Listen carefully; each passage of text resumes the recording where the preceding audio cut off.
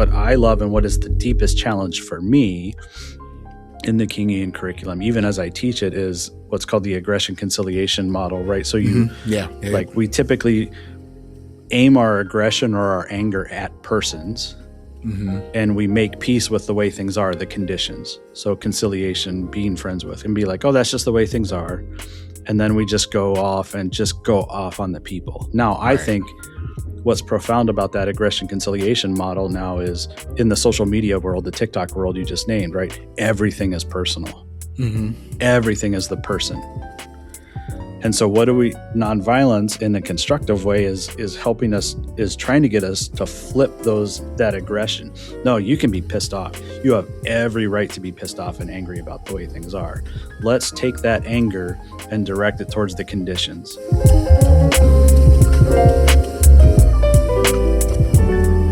All right, everyone, welcome back to the Systemic Podcast. I am your host, Dan Kimbrough, and today we are welcoming back Dr. Josh Brockway, who is the Director of Discipline and Discipleship and Identity for the Church of the Brethren. Josh is an ordained minister and holds a PhD in church history, and has also conducted Kingian Nonviolence training within the city of Elgin with their sworn-in police officers. And so, for this topic today, looking at Kingian Nonviolence, and out of no one sort of perfect to go and talk with, someone who's actually putting it in place with police forces, but also understanding the Church of the Brethren and sort of their place when it comes to holding place for Kingian nonviolence and sort of the training and preparation that goes into it. So welcome, Josh. Welcome. Thanks, Dan. Yeah, I appreciate it. It's good to be back. Yeah. And if you don't know, Josh and I went to college together, so we'll try to keep this on track as much as we can. So, but let's start with the base of what is Kingian nonviolence and sort of what is it born out of? So, we talk about 4 pillars in Kingian nonviolence, right? And so obviously the references to Dr. King and the freedom movement, the Southern freedom movement. And it's putting into place the teachings and practice and vision for what nonviolent action can look like, social change can look like in communities. So at the end of Dr. King's life, he's talking to Dr. Bernard Lafayette, who was a part of the Nashville sit-in movements. And he said, we need to take what we've been doing here and internationalize it and institutionalize it, right? Like embed it within institutions. He says this to we call him Dr. Lafayette, who just passed away, by the way. He says we need to build this. So several years later, he partners with a Church of the Brethren man, David Jensen, and they write this curriculum called Kingian Nonviolence. And so it references King in that vision that's that public face of the nonviolent social change movement from the civil rights movement.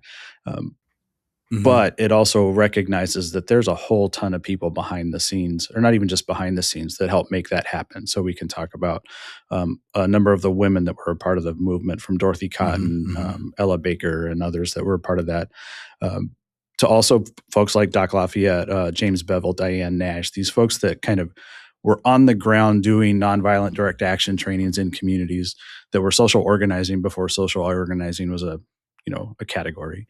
Right.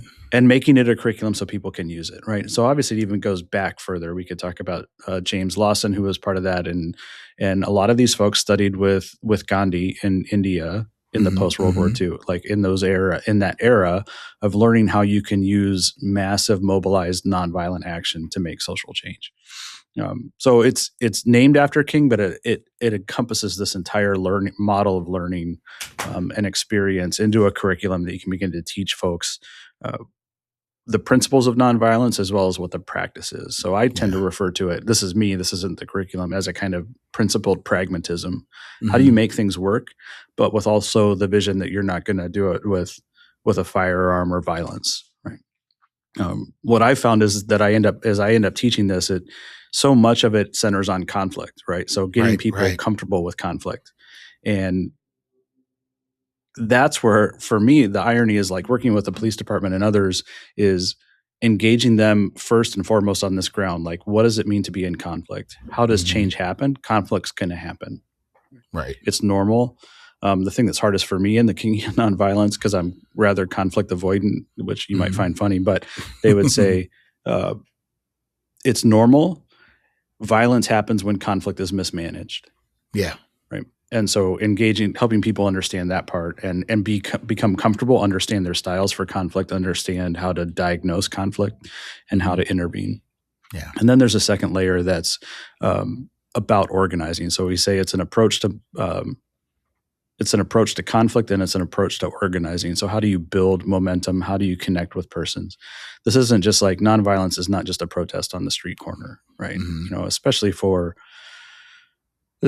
white communities, right? You often hear nonviolence, right? Direct action, and they think a protest in the street, right? Right. Like you just all of a sudden everybody shows up in Washington, or everybody showed up in Selma that day and walked across the bridge for a protest. No, there's a lot of organizing. There's a lot of steps that go into that process: information gathering, education, evaluating personal commitment. Where are you at in this process? What can you give? What can't you give? Are you still committed to the nonviolent way, right? Yeah. And then negotiation, right, which we kind of miss in the stories, right? Selma, Birmingham, all of those places, they were engaged in negotiations with city leadership with demands, right, for weeks before that hit the newspapers, right?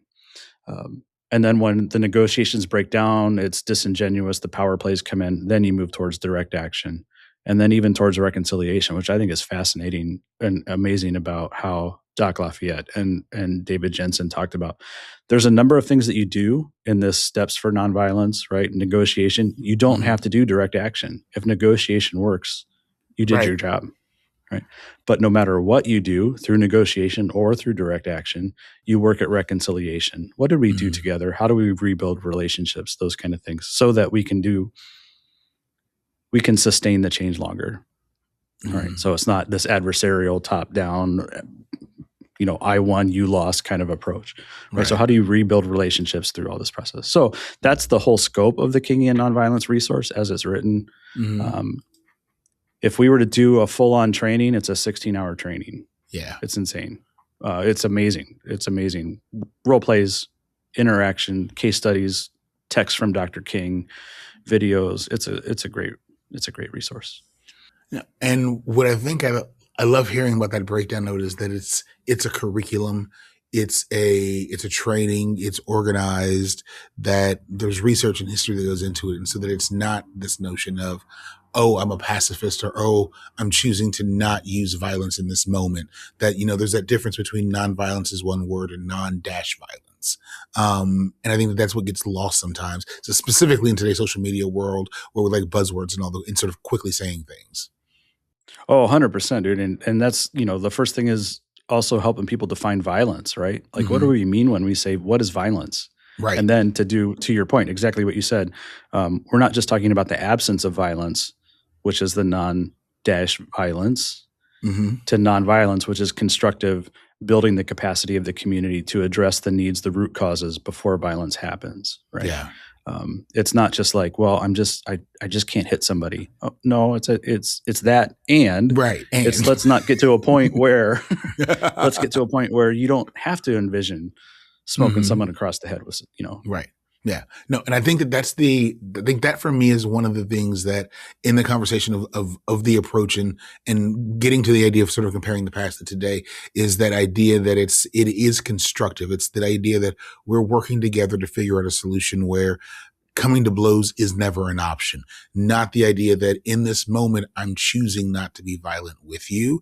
That's an entirely different thing, because the air of violence still exists in that moment. And we're just saying that we've paused it right now. And the idea is, no, we want to get to a point where there is no air of violence at all, that we've sort of come to some sort of resolution and solve that. And I think that's what gets lost, is that it's not a temporary fix. It's going to take time.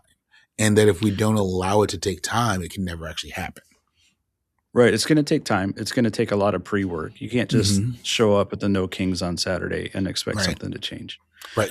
Which, I value the persons that are there. It's like, okay, now that you're here, how are you engaged? Let's talk more about what do we need to do in the community? What do you hear? What are your concerns? I also come at it from an asset base, right? What resources do we have in the community, right? How does something like a fringe festival build community? How do we connect people that way? who are the artists that can help us imagine another future? Who are the Right. fundraisers that can raise money, right? Like we can Mm-hmm. tap into all of these assets we have in the community and redirect them to address whatever concerns people have across the way, Yeah. right? Like Yeah. we are our own tools in the midst of this process. Yeah.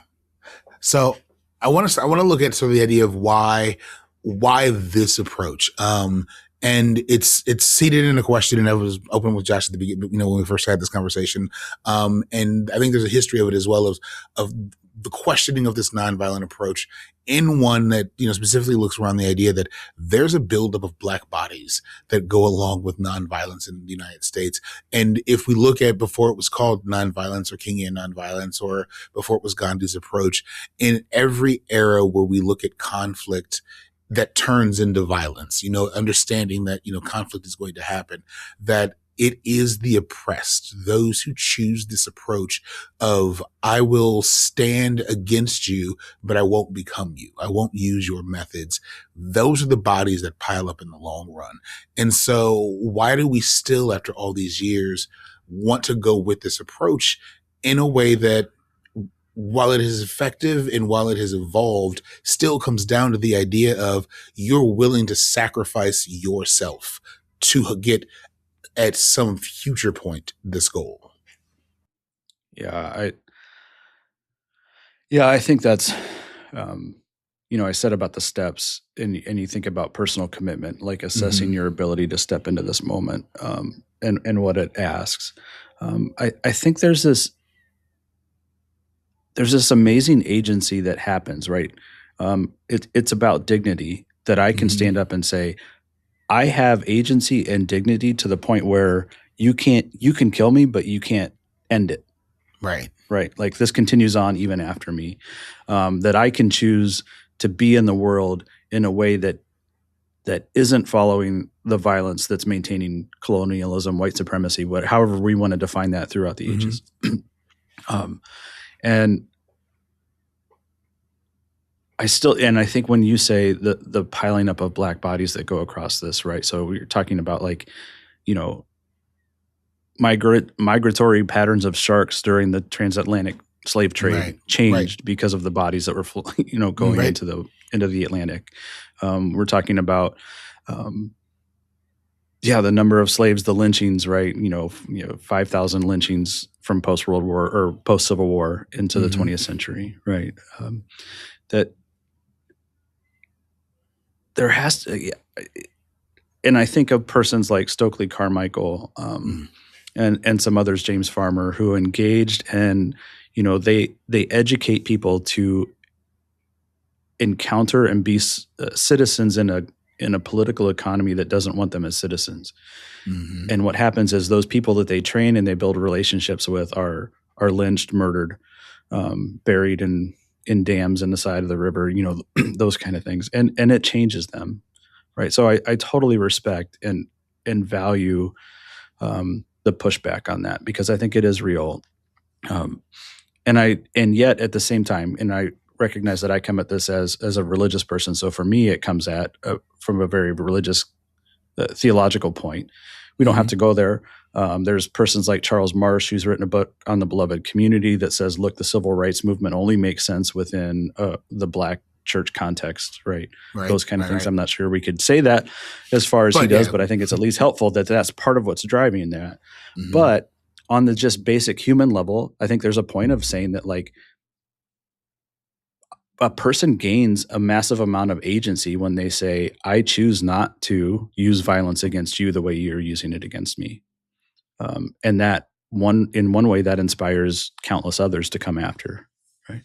And the trick with nonviolence is we know that the powers that be will use and are using subtle, slow forms of violence. I have a colleague at Bethany Theological Seminary that talks about it as slow violence. Yeah. Not the kind of like, slaughter everybody in the street corner kind of thing, or public lynchings. It's that slow violence that's maintaining. And what happens is people finally start to see, no, there's actually a violence that's maintaining this social order as the way it is. Mm-hmm. And so choosing to act differently, choosing to engage it, to resist, right? This is a form of resistance to the oppressive structures. Yeah, it's a hard conversation. It's hard, and I totally respect it. And I think for me, especially as a white guy, um, highly educated, middle class, I have to recognize that there's a point. I can't just say I'm a pacifist. I'm not going to do that, right? Like Yeah. I actually have to wrestle with the capacity that no, I could actually smoke that guy, right? Mhm. I can hit him across the head. You know, it doesn't take much for me to realize that if I had a gun in my house, I'd probably shoot somebody, right? Mhm. Mhm. That's not to say that I want to do that, but I know Right. that capacity is all here Right. within Right. me. Right. I can't just be like, oh, I'm an ideological pacifist and resist this and step back from it. Right. Mhm. No, I could understand that the capacity to do violence is a part of the human condition. Yeah. No, and I think that the acceptance that the capacity is there is one of the things that gets lost in the conversation. But I think something you said earlier is that also the idea that there's an ecosystem around it. Like what happened during the civil rights movement doesn't happen without the Black church, because in full, the Black church didn't fully take on the idea of nonviolence, because there were those who were showing up who were armed and who were there to protect. But also that I think that when we think about the civil rights movement, it was also an ecosystem in that, yes, King's movement was nonviolent in its approach, and that there were others who were non-dash violent, who had the capacity and showed capacity for violence, but allowed for them to exist safely in that system. And I think that's something that's not there today, is that we don't have individuals who are at these rallies, who are showing up on Saturday, there, who are saying, we will be the violent deterrent if needed, to allow this group to sacrifice themselves if need be, and sort of be the ones who are here having that nonviolent protest. I think that that's lost as well, is that it is in the human condition. Violence is always going to be there. The capacity is always there. Not everyone has to choose the nonviolence approach. And that almost works as well, because we need people who are there, who are willing to use the capacity at some point in time sometimes. Yeah, I think you saying that in some of these communities, especially in Kingian communities, might be a little more still ideologically pacifist or ideologically nonviolent, Mm-hmm. and so they wrestle with and struggle with that there are still people around. There's still, here in Elgin, I can Mm-hmm. tell you that on Saturday at the No Kings, the police are going to be there. They have a permit for the protest, right? Mm-hmm. The police are going to be there, but I can tell you where they're going to sit, and they're not going to sit right alongside the protest. They're not going to walk around it, but they're going to be within a block and a half in case something Right. goes down. That did happen in April or October, Mm-hmm. and someone came in carrying their flag. That tells you who we're talking about, to try to stir some stuff when they got there. And I knew it within 5 minutes. Those cops were there and they were escorting them out. Yeah. Right. Yeah. That there's a Nigerian pastor who's in the Church of the Brethren, the EYN, who's written a book about limits to nonviolence, or limits to pacifism. And at the end of his book, he says, sometimes we have to recognize that our nonviolence or our pacifism depends on people who have made another moral decision, which is that their capacity, that they will use violence to maintain it. Right. And so it's a hard thing to wrestle with for a lot of folks that see violence as one of the problems, right? To recognize that even the social order, the liberal rule of law, is still somehow maintained by even the visibility of the possibility of violence. Right. Right. So a cop carrying a 9mm on their, they're going to be around to make sure that we can protest in the way that we can. Right. Now, right. There are places we know in the civil rights movement, right? We could name those sheriffs and states, right? Like they show up and they shoot Jimmy Lee Jackson, right? Like they go in and they're like, they maintain the social order, which is a hierarchical racial order, through their legal means to do violence, even though they're murdering still. Right. Right.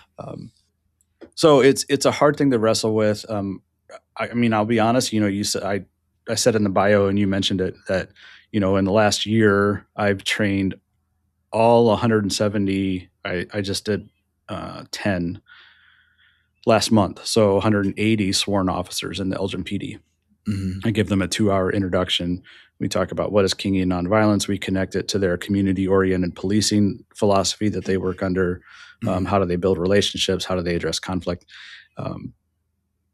I catch criticism, and others that do. There's, I think 3 or 4 trainers that do Kingian Nonviolence for police departments. get a lot of pushback from the Kingian community about doing this with police departments. Yeah. Even though there's a curriculum that was designed by Doc Lafayette, David Jensen, and a former St. Louis police officer, Charles Alphin, who's now one of the lead educators at the King Center in Atlanta. They wrote a specific manual for Kingian Nonviolence for law enforcement. Yeah. And so it's in the tradition, but yet it's still really hard for people to be like, there's still abolitionists in the Kingian community, right? And I 1000% get it. And I think there's a valid critique there. Policing in the last 70 years has dramatically changed, in part because of the abuse of power, the officer-involved shootings in the last 20 years, to engage communities differently than they would with just show up in your SWAT gear and start laying down lead. Or tear gas. Or any other number of deterrents. Let's break off there and talk about that. What does that training look like? And so I do want to get to sort of the Kingian overall training, but talking about Elgin and the police department, what does that actually look like? And so taking this idea and these principles of the approach and the idea that we can solve a conflict without violence, even though clearly these are the individuals who represent the capacity for it. What does it look like training, and what does that look like in that curriculum and that training of helping mindset? Because I know that we talk about police training and these officer-involved shootings all the time, and the idea is that, they're trained to go in and shoot first and ask questions later. Well, we know they're not actually trained to do that in the first place, but they're the ones who have training they have training at all. So the civilian is always the one who ends up being hurt, even though the officer has training. So how is it that more training is supposed to help the decision making, and a training that goes against literally what they've been trained to do in the first place? Yeah, no. So that's 100% right. So what I walk in, I actually have a slide in the slide deck, and I got this from Samuel Sarpia, who was the one that kind of introduced me to doing Kingian Nonviolence with police. He did it in Rockford, which is just west of here in Illinois. Is that when we come in to do Kingian, we are coming in, we're not trying to address departmental policy or state law regarding officer-involved shootings, right? Use of force policies, right? What we are doing in teaching Kingian Nonviolence is, again, how do we address the systemic and root causes before it turns into an officer-involved shooting, right? Rather than just go into a, quote-unquote hotspot, right, and start, busting heads, throwing people down, putting them in cuffs, throwing them in the squad, is how do you go into that community, build relationships, understand the issues that are happening there, and then begin to connect those persons and needs with power, what we call the top down, the power leadership in the community to address those issues in there, right? It really is connected to that community-oriented policing, which was a philosophical shift in policing from broken windows, let's go into a spot, let's flood 50 officers into a 5-block radius so that we can tamp down crime, right? It's like, let's live in the community, let's be a part of it, understand the leaders, understand the issues, and begin to connect people with stuff. And I will tell you, in talking to a number of these officers, especially commanders, it's so striking the relationships that they build with people that they're quote unquote the criminals when they do this community-oriented policing. Like I know one commander says that they went to a court hearing and the person was coming out of another case and they were like, look, you were the one person that actually talked to me as a person, as an individual, not as a criminal gang member, drug dealer, that kind of stuff, right? So that police also then engage the community at a level that I don't, right? They see people, they know people in the community that, I know this sounds horrible. Like I drive through that part of town and I probably lock my doors, right? Or I go a little bit over the speed limit so that I get out of there quicker because I know where those places are at. They're there. They know the players. They know who lives on the street corners. They know who the calls are going to come from. And so they build those relationships. What then I say to them is, using the Kingian framework of the top-down, bottom-up organizing, is it can't be all grassroots. You guys engage all of these people that are most affected by the systems and conditions, but you also have a capacity to connect those people to the nonprofit resources to support them, the social Right. workers. You have a capacity to take those stories to civic leaders, elected leaders, and say, here's this neighborhood, and this is what's happening there. How can you guys work with them to help change that?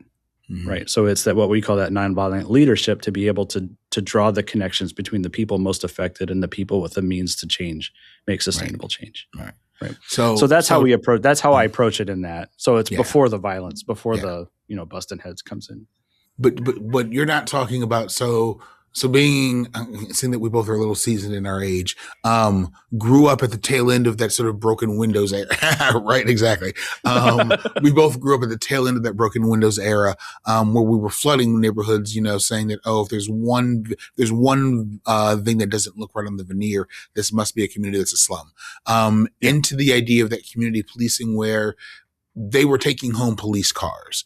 That's not what you're talking about, though. You're talking about actually being embedded in the community, not just the idea that, in a 5-block, square block radius, there's a police car that's there overnight and that's a deterrent. You're talking about being in actual community meetings, showing up at the nonprofits and being able to say, hey, there's a need here and there's a resource here.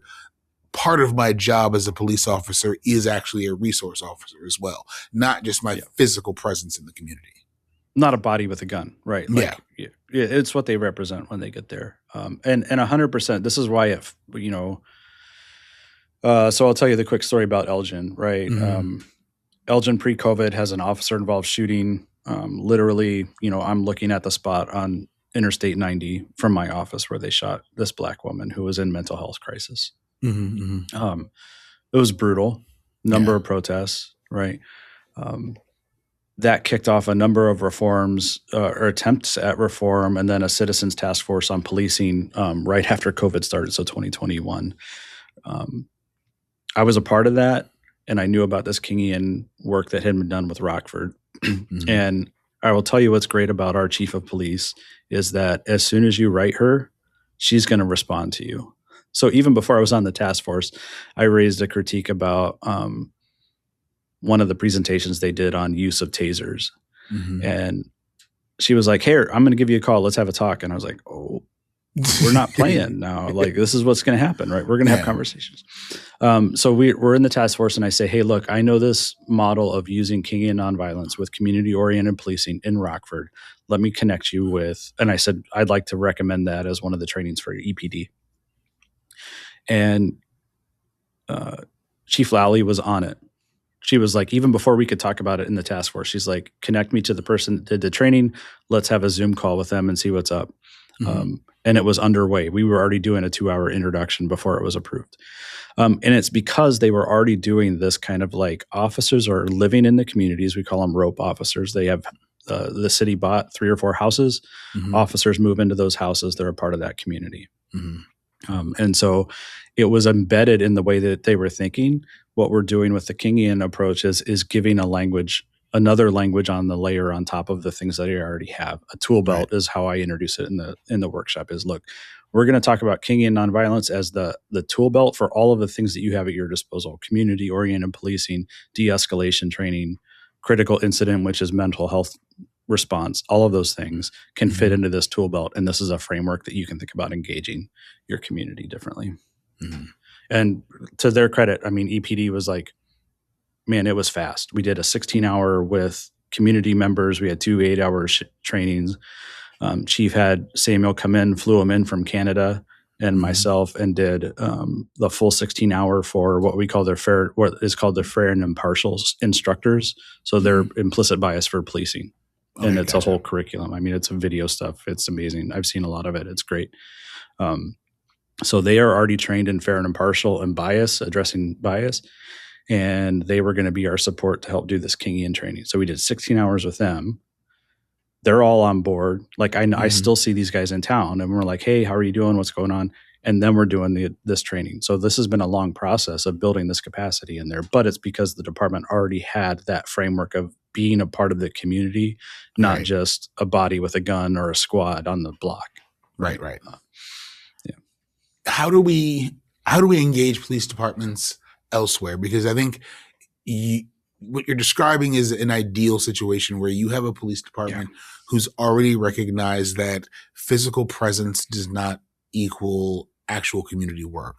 And that, yes, it's the body with the gun approach that littered the 90s, that leads to stop and frisk in the late 90s and early 2000s, that leads to sort of where we are now, right? And so that it has to evolve beyond that, that like you have to actually be a member of the community, you know? And that I always go back to the parallel that people always talk about, you know, oh, well, you know, no one's shooting up fire departments. Well, right, but the fire department's actually a part of the community as well. Like when there's an event happening, the fire department shows up and it helps fundraise and does all these other things.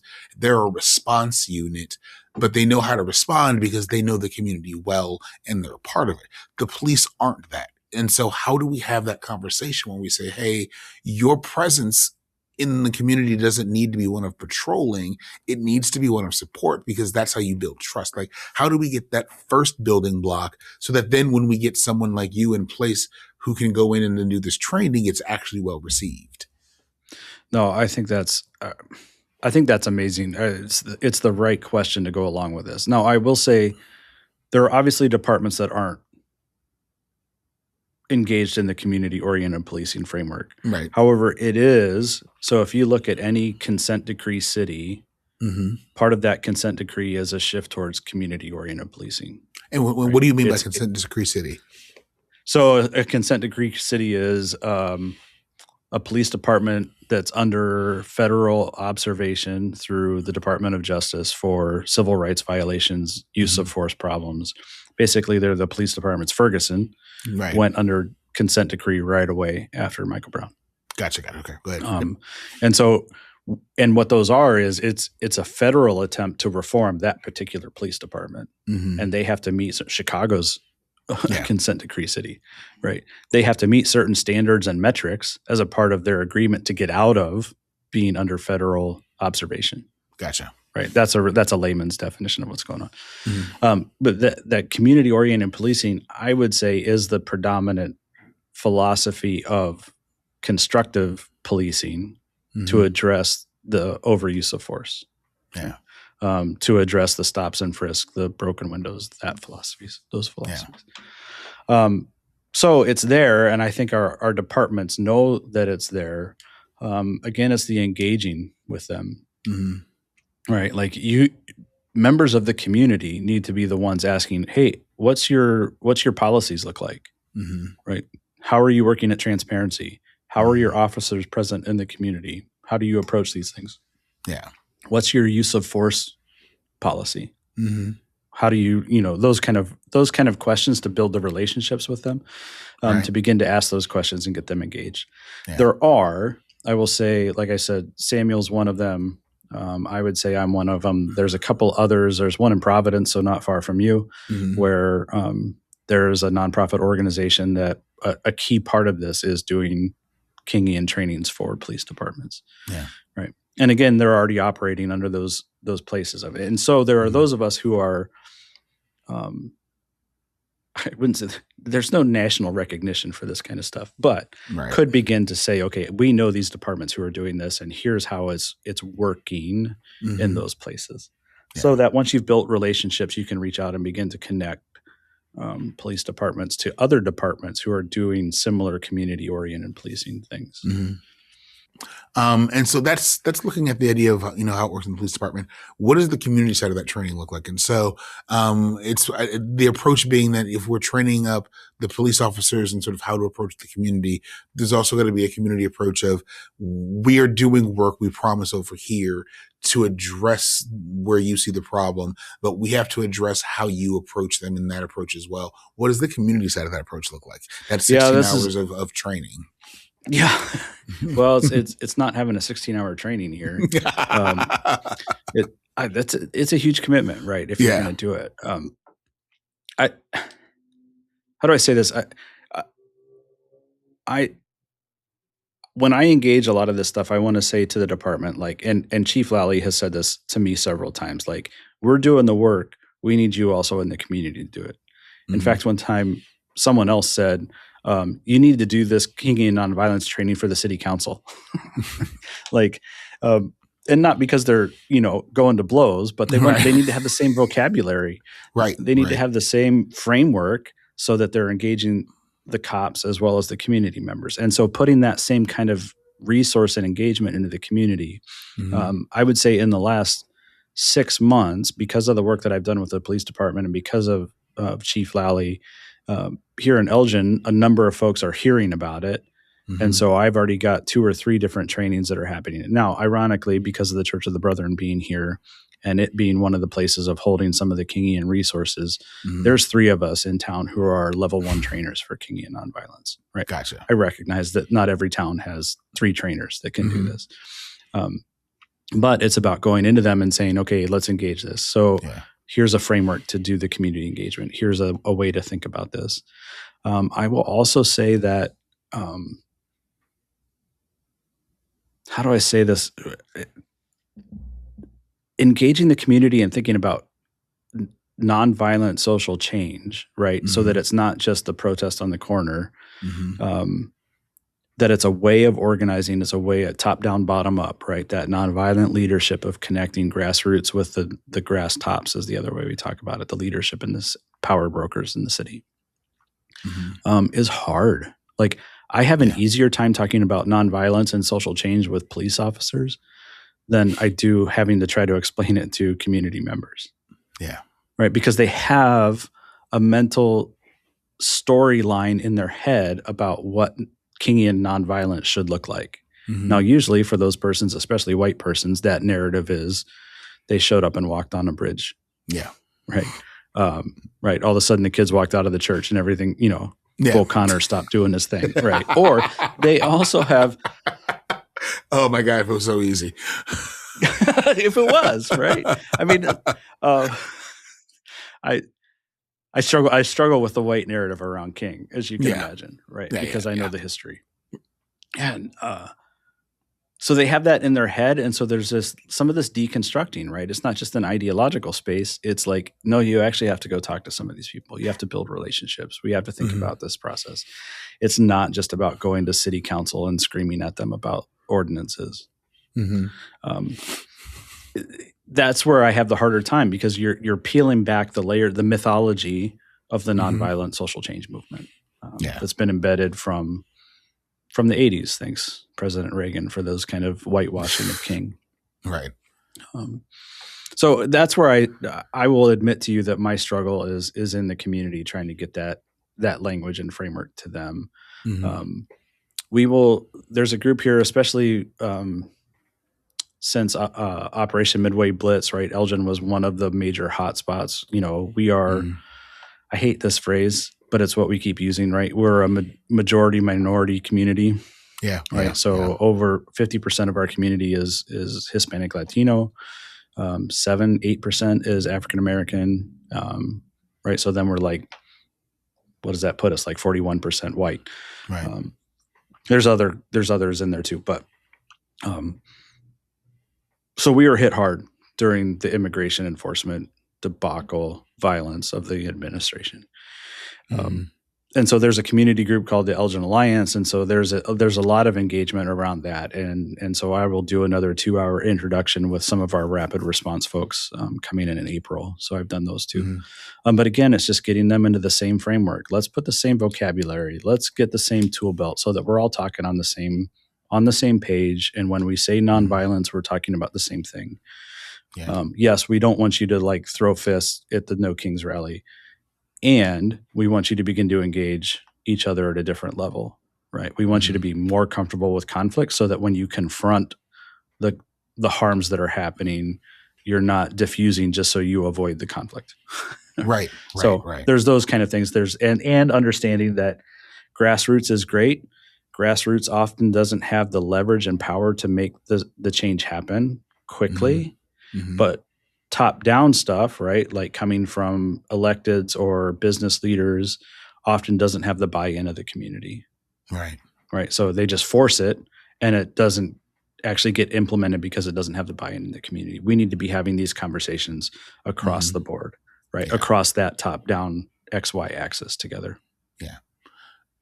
At a community level, how do we, even before we get to the point of the language and making sure that everyone's speaking the same and understanding the same, how do we say to community individuals, like, we get it. Like this, we see the pattern of violence. We know that it's going to continue to escalate. Like, you know, if we're using the current times as the model, like we have a plan. We understand what Project 2025 looks like, right? You know, Yeah. depending on when you listen to this podcast episode, like, you know, ICE agents are now standing behind doing nothing at TSA, you know, with TSA agents, but like now they're in the airports. And so how do we say to communities, with discipline and training, there is a way to continue resistance.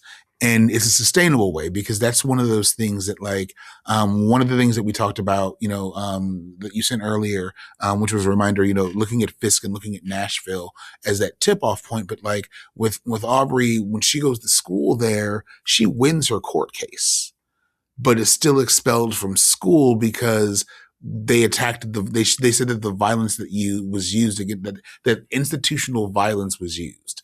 And like, that is the problem that we're seeing today, is that it hasn't changed. It's institutional violence. But when you blame the institution for violence, that's what they attack you on. How dare you say we were the violent ones? We were just doing our job. We were just doing our job. How dare you call us violent? And then that's where you lose. And it's like, but wait a minute. If you hadn't shown up, violence would never have occurred. And now I'm in trouble for speaking the truth. That happened in the 50s. Yeah. And there's a documented case of the approach of nonviolence being that I'm just going to show up to school because the law says I can, which is an approach to nonviolence. Like there's a nonviolence approach of like, I'm not in the streets. I'm not, you know, doing protests. I'm not doing everything else. She just decides to go to school because the law says I can. And that is a nonviolent approach. And that while she is correct in law, she's still found guilty by the institution that she went after and is expelled from school, so that in the long run, she loses. How do we say to communities, now that ICE is moving into the airports, ICE is in our communities, detention centers are going up everywhere. Hold on. This will work in the long run. Yeah. So, you know, the famous phrase of King going to, the moral arc of the universe is long, but it bends towards justice, right? Yeah. Man, it's stupid long. It's like the change in elevation from going from the east side of Kansas to the west side of Kansas. You never really notice it. It still feels flat, right? Yeah. It is in the long run, and it also takes what some have called, you know, being arc benders, right? So Arthur and Lucy in this story of Tuscaloosa and University of Alabama in the 50s, being represented by Thurgood Marshall, right? Yeah. Still gets expelled because she caused the violence. She didn't do the violence, but because she went to school, all the white folk flipped out, and that was the problem, right? Right. I have another story I'll tell you about a Nashville sit-in student that had a similar experience, but not quite like that. But it is long, and it still means you got to show up in resistance, even though to do this.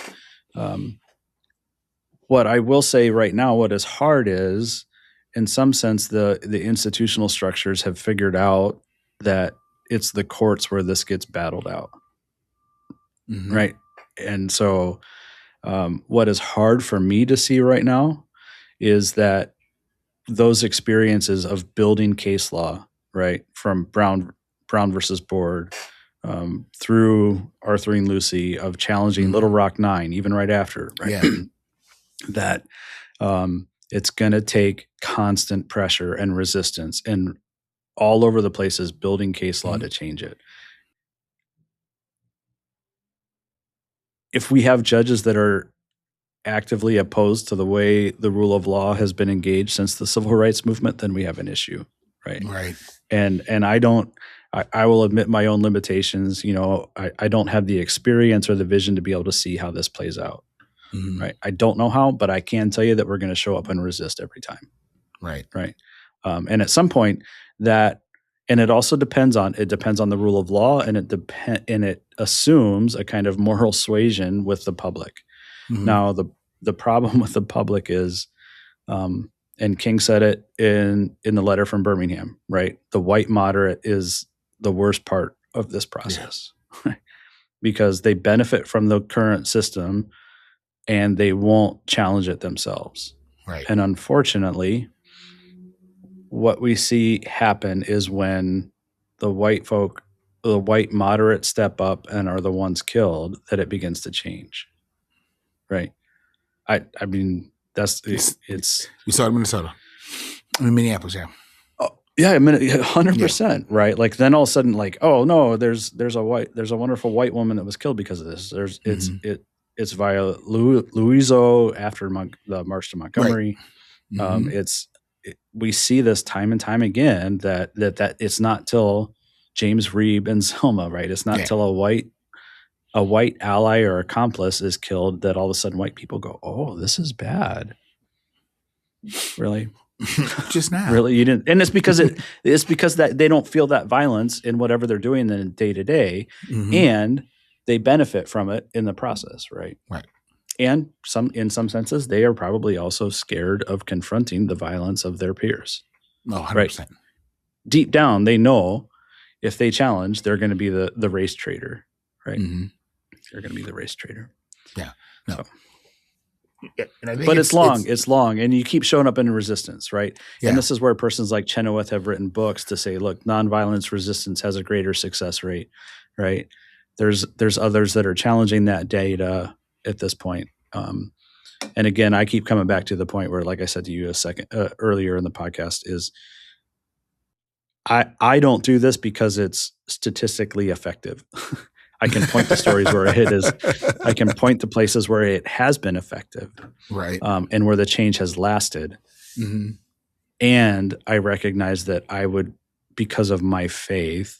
This is you and me talking right now. Because of my faith, I still choose this in a different way, right? Yeah. But I can't just sit in my office with my beautiful books and talk about it all the time. I got to go out into the community. I got to be in the streets. Yeah, yeah. And I think that is the. In coming around to again the idea of nonviolence versus non-violence is that it is something that is in the streets. It is while it's an approach that says that conflict is going to happen, but I'm choosing at all levels to make sure that the environment doesn't allow for conflict to become violent. That takes work in the streets. That takes knowing your resources. That takes looking at the person who is the oppressor in a situation or the colonialist or whoever and saying, you exist. I exist. We have to figure out a common ground, but that's actually having a conversation.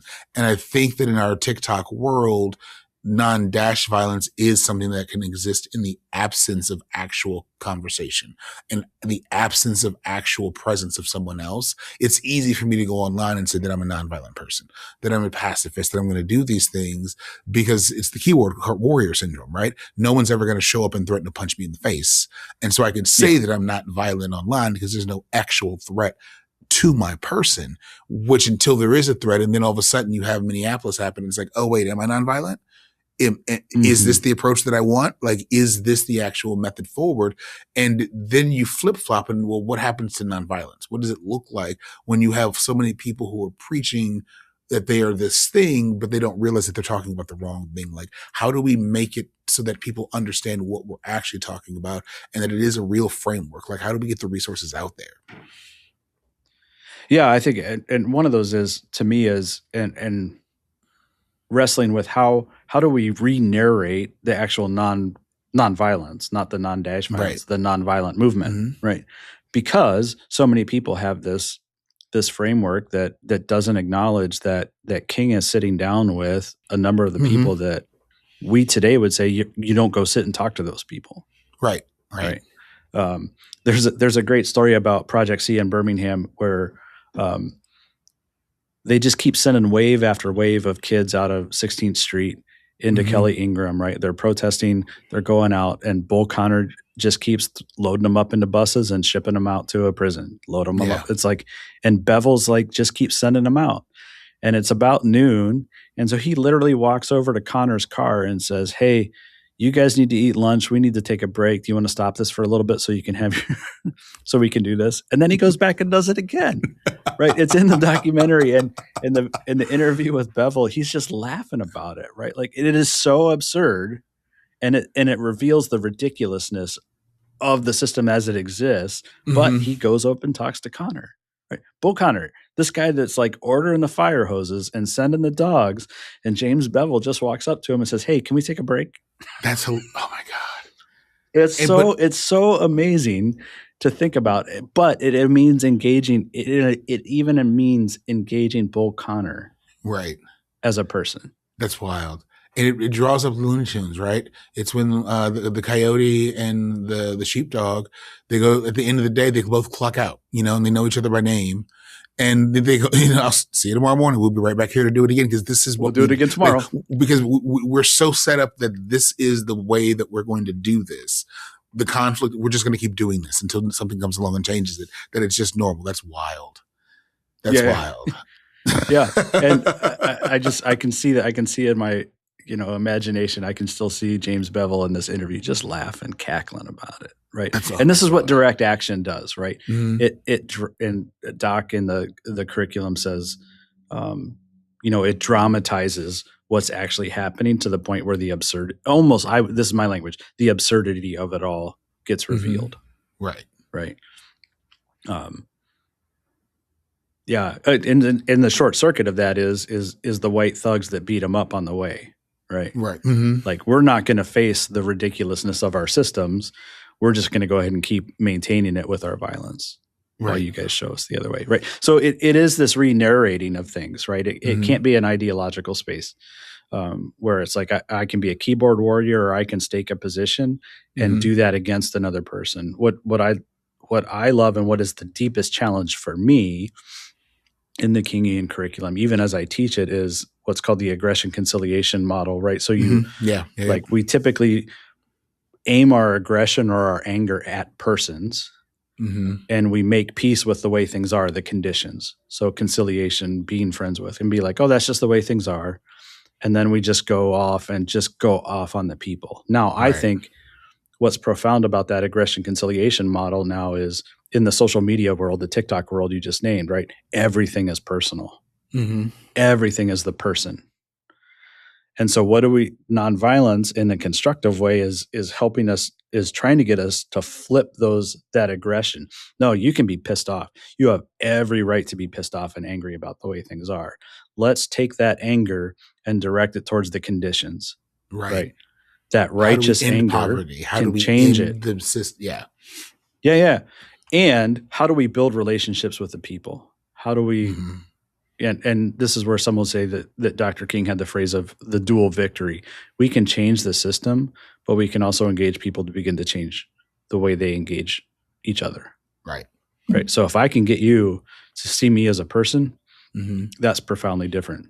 The law can force you to not do something, but for you to actually acknowledge me as a person, we're going to have that relationship. So you have to go engage the people that are the symbols of the problem. Yeah. And it's interesting. And I think that this goes back to both of sort of our beginnings and sort of where we begin, that in a training that I still do to this day, that is one of the things that we end with, is the idea that, like, we have to be able to address each other and realize that in any given moment, we're all bringing the world with us, and that we have to let all that go and address in this moment that we're each a human being. And that if we can do that, we've started to work to address each other better than most people do at any other given moment in time. Like, one-on-one in this moment, I see you and you see me. If we can start there, we can solve a lot of problems. And that's what's often missing. And it sounds very similar to this Kingian approach of that, like, we have to be able to just sit and have a conversation. If we can get rid of all the noise and you and I have a conversation and we can see each other as individuals, that's multiple steps forward, because now we're talking one-on-one. Yeah. And it's hard. That's probably harder than choosing not to go out and throw fists in the street. Right. Yeah. Because we need to, in that space, speak truth. Right. Like, what you are doing harms me. Right. What is happening is violence. And people don't want to be confronted with the fact that what they do is violent to others. Right? There are two. Doc Lafayette, in his book on his experience, his kind of memoir of Selma, I don't know if you know this, but there was a coordinated attack on the same night Medgar Evers was shot. Yeah. Yep. And there were Doc Lafayette was one of them that was targeted. Someone came up, pretended that their car was broken down in front of his house, They were trying to look at it, and the assailant, hits him over the back of the head with his, pistol whips him. I didn't know the details, but yeah, I heard about it. Yeah. And so Doc, in the Nashville training with Lawson, is trained to, when someone punches you, you stand up and look them in the eye, right? Like this instant moment of rehumanizing myself as the victim and acknowledging their role in this as a person. And the guy rolls, right? The guy bails. Now, someone else started coming up off the side with their 12 gauge around the corner. But and Doc tells it this way, is like, no, that practice of humanizing myself in your face, looking you in the eye, is what kind of short-circuited that violence response. Right? So it's powerful, like even in the midst of when someone's like pummeling you, to say like, no, I'm a person and so are you. Yeah. Yeah. And I think that that's hard, but speaks to the training and why it's a discipline. It's a disciplined training. But I think it's even harder to put your mind around the idea of trying to humanize yourself to someone who's already attacking you. Like, this may be the moment where you're about to lose your life, but if I can get you to see me, maybe I can slow you down long enough for this not to happen. And I think that that speaks to the idea, the root nature of what we mean by the idea of nonviolence, that it's the short circuiting of the situation where violence is occurring. But that's where the scariness of the sacrifice comes from, is that you've got to be willing to sacrifice yourself to make the short circuit actually happen. Yeah. Yeah. Even in the dark on the side of the road where no one's watching and there's no cameras. Yeah. Yeah. Yeah. There's no cameras. It's and note too how these, Medgar Evers' assassin, King's assassin, right, have to do it from a distance. Right? They shoot him from behind concealed cover so that they don't have to see the face of the person that they're taking their life. Right? So that there is violence is, and I think this is what the whole nonviolence tradition is trying to teach us, is that violence dehumanizes everybody who's engaged in it, the victim and the perpetrator, right? It puts me in a place as a person who does violence, in a place where I no longer treat myself as human, right? You can even hear this in stories of soldiers when they come back, what happens in the middle of combat to them, how it shuts down. Certain things have to shut down in them that are their human sides. And how do you come back into the world having done that as a human again? Right? Judith Butler, who's a philosopher, social theorist, has a little book called The Force of Nonviolence. Amazing book. And basically she says, we got to stop trying to figure out and define violence and understand that violence is when you're harming someone who's grievable or worth grieving. Right? And so this is where, like, white folks that get upset when someone challenges the system, they're actually saying the system's more worth grieving than your life. Right? Or you talk about when they start complaining about protests and arson and riots, they're saying my business is more worth grieving than your life. Right. And so they're more willing to grieve those things. And so if you can start to enter that and say, we have to humanize everyone in this process, rehumanize constantly. Right. And I think about those moments where that it's the protest itself that is the signal point where people rally around. It's never the situation that leads up to the protest. And I think that that's where that disconnect exists as well, is that when I think of King's work that we often miss, it is always the work that leads up to the photo, the work that led up to the actual moment in history that we talk about, that then gets whitewashed by Reagan in the 80s and is now used as the sentiment, once a month, once every February. But it's all the work that goes into it. And I think that, when we think of not so much those who detract from Kingian Nonviolence, but those who stand in question, I think part of where the questioning always comes from is that how do we acknowledge that work? How do we say that if we want to get to a point where we have, the fifth crossing at Selma, and finally make it to Montgomery, we have to acknowledge that there are foot soldiers who were doing work before that, and that work is almost more important than the victory that we get in the long run. Oh yeah, 100%. And for months after. Right. So the cameras go away, and who's still in town? Amelia Boynton, was there for decades before the civil rights SNCC and others showed up. Right. And she's the hook into the community. She's the one that invites King, right? She gets her head beat on the bridge or gets knocked out, right? And then she's there after, and she's still building the capacity in Selma later, right? Which is, you've just totally touched on the way I teach. So in the Kingian curriculum, we teach certain campaigns, Selma to Birmingham, or Selma, Birmingham, the Freedom Rides, and the boycott. And I'm always sitting there saying, okay, we need to tell the story before King ever shows up. Right. So I'm going to tell you about the people that were there, right? That someone didn't get up on the bus before Rosa Parks did it.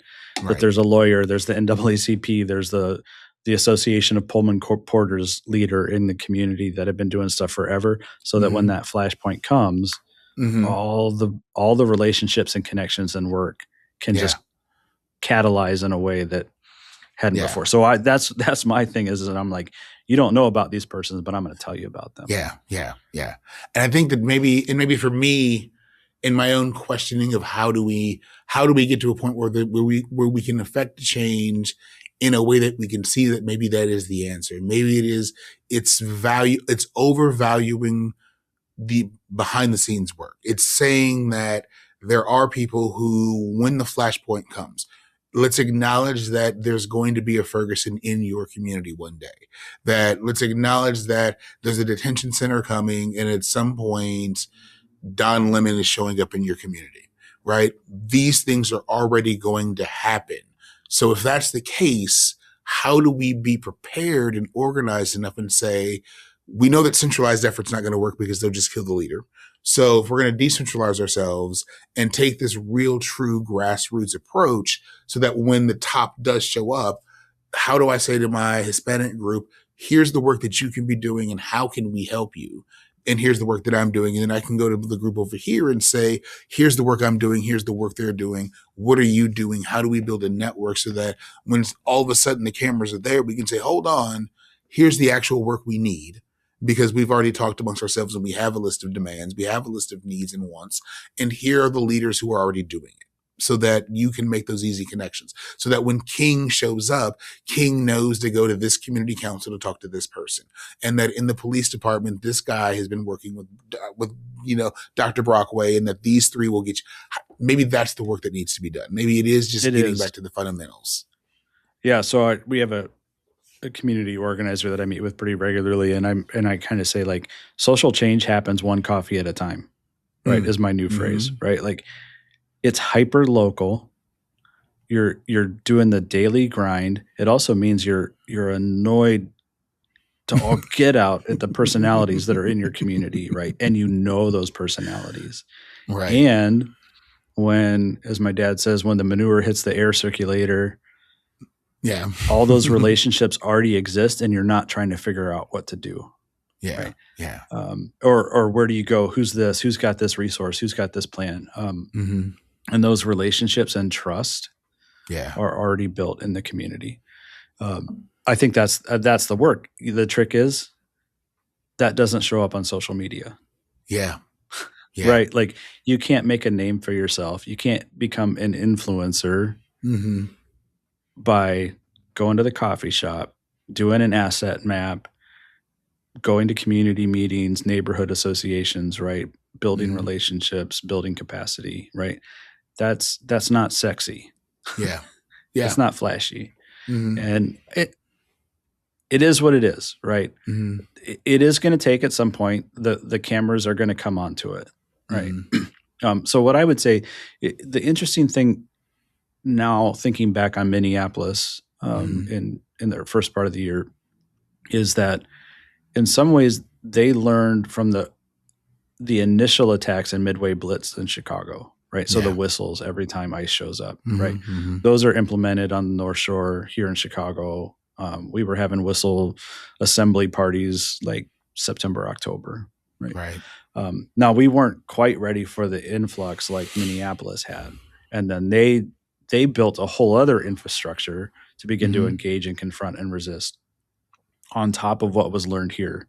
So there is this need to share across communities, but if you aren't building the capacity in your community already, then you're already behind the eight ball, right? And those things are going to happen, right? They are, and to the point where like we're still anticipating an ICE show of force in Elgin because they were like, oh, we're going to be done, but we're going to come back in March. Well, March is almost over and they haven't been back in the same force, but it looks like they're pivoting strategy, right? Is what it looks like because they, torched it earlier. Well, no. So it's building those relationships and building that capacity. And to me, it's hard because you and I know these stories, right? Like it's always the outside agitator that gets blamed. Right. So like, and that's how white folks delegitimize King, right? Like you're not 100%. From around here. You don't know what's happening. Yes. Yeah. I don't want to engage that, but you can't be a parachute activist, right? Like you can't like parachute into a community and just assume that you can tell that community how it's going to run. You don't know who's already been doing the work. You don't know the relationships that exist, the resources. And so that's why it has to be hyper local. Like it has to be your community. Yeah. Because and I think backwards to King, to even the Panthers and looking at Huey and Bobby and even with Malcolm X and the nation, you have flashpoint individuals who they may move around the country, but you have to have a network that already exists for them to work there. Like King didn't show up to communities where there wasn't already SNCC operations happening, where there weren't always behind the scenes work, where the Black Baptist Church wasn't already doing work and feeding individuals in the community and knowing where there were hotspots, because to do that work first eats up King's entire momentum. That's not his focus, which is not a detraction to King. He probably could do that, but at that point, when we think about history, that's not his advice. That's not what he does. His goal is to show up and to highlight what you're already doing, which means you have to be doing the work. And I think that maybe that is what we're really missing in a lot of these communities, is that you're waiting for someone from the outside to come in and show you the way. You know your community better than anyone else. Start solving your problems. Start having these conversations. Start having a cup of coffee with the guy that you know is the annoying person, but like that's the person that gets you into the courthouse and gets you in front of person X. Like it sucks, but have that cup of coffee with them and get to know how they're doing and talk about the softball game that evening. You know, like those connections, while they may be annoying and seem like they're going nowhere, they're real connections as opposed to some immediate ROI. There it is, right? Like there's some sort of return on that investment, right? The return on the investment is the relationship. Yeah. Because there's a group, it's actually Edelman, which is a financial group, right? Like, don't take it this way, but they do what they call it. They've done over the last 20 years a trust barometer globally. And so it's a survey around questions. And the thing that they came back in 2025 is that people right now have no trust in anyone that looks different than them, that is different from them, right? And so if you're building trust, a coffee at a time, to the point where it's like, hey, your kid's sick, can I come over and bring you food, right? Like you're already pushing back against a system that says you guys shouldn't be having conversations together. Right. And it to me, you know, it's going to funerals for people that, you know, I barely knew, but I knew some of their connections and their relationships. And I'm saying like, look, I know you're grieving. Like I see this, I see you. That's resistance, right? Caring to a system that says, don't do that. Go live in your house and watch TV and sit behind your computer. Right. And I think that's missing as well, is the idea that resistance comes in many forms. And it really is sometimes just caring about those in your community, which then again, when things happen, you know who to reach out to. And it's the exact same thing we've said over and over again. So That's interesting. So, Yeah, I want to get out of your house, right? Like, so we had in my neighborhood, this is a striking piece, right? Like, we've had four different in the last 4 years. We've had four different persons die in their house and have to do a wellness check.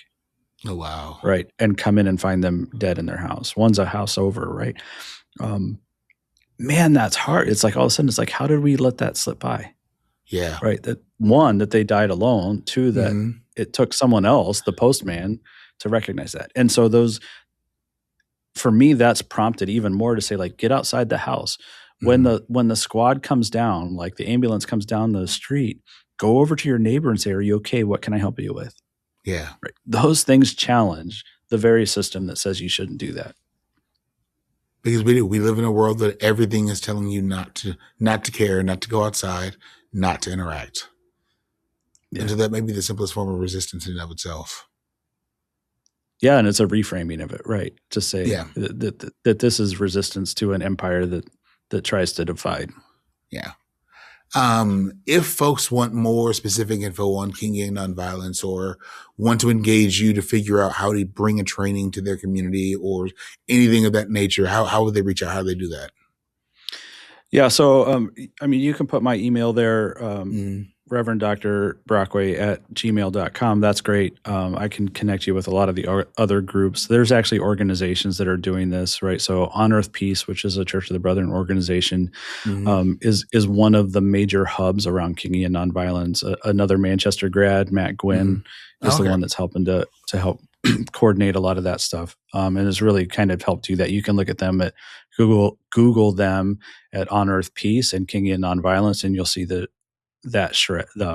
all of their like basic information and contacts, and reach out. And OEP can connect to all these other persons. There's other organizations. Look around. The Rhode Island Center for Peace, which Dr. Lafayette started in Rhode Island, is a major training center. There's East Point, which is on the West Coast, ironically. East Point with Kazu Haga wrote a book called Healing and Resistance that is the Kingian Nonviolence frame. So you can read that. There's all kinds of these resources, but the other one is the King Center for Nonviolent Social Change in Atlanta. Dr. Bernice King is maintaining that legacy of the family, but also has a lot of the trainers that have used the curriculum, and they call it Nonviolence 365. Okay. So that's an asynchronous online version that you can engage in and dig in. But I would suggest then reaching out to On Earth Peace and begin to connect with trainers they would be able to find, or bring trainers to your community. And all of us in a variety of ways have what we would say kind of a gift economy around this, right? Like, what's it cost to get people in your community to do Kingian training? Well, we're going to get there. Help us with our travel. What can you give? Those kind of approaches. And so that, those are the ways that often a lot of us do that, so that we make the training and the resources accessible and get it out there, but understanding that a lot of our trainers need support too. Yeah, no, I appreciate that. So I will make sure that information is in the show notes and flash up on the screen as well. So Josh, as always, thank you for your time and another great conversation. My mother will, in fact, say something again about this one. So I'll let you know what she has to say. She loves it whenever we get together. So in her mind, Satan and Jesus get together again. So she's just hoping I'm going to save you. That's all. Yeah, well, somebody's got to. That's all. So thanks so much, friend. I'll talk to you later. Yeah, good to see you. Thanks.